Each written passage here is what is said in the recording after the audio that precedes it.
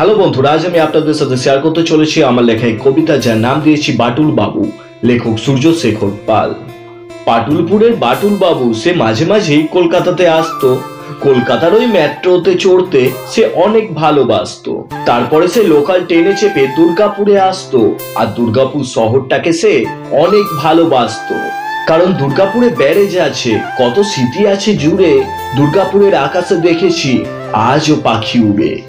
Park কাছে মল আছে, local বাসে চেপেছি। লোকাল বাসে চেপে আমি দুর্গাপুরের গ্রামগঞ্জে এসেছি। গ্রামে দেখি ইস্কন আছে, আশ্রম আছে বড়। গ্রামকে নিয়ে তোমরা এবার বুক ঠুকে গর্ব করো। তবে গ্রামগঞ্জে হিংসা বেশি, একে অপরকে দেখে জ্বলে। আপদে বিপদে গ্রামেই দেখেছি সবাই একসাথে হয়ে চলে। তাই তো পাটুলপুরের বাটুল বাবু গ্রামের প্রেমে পড়েছে। বাটুল বাবু আজ ইতিহাসের খাতায়, কারণ তিনি 1856 সালে মরেছে।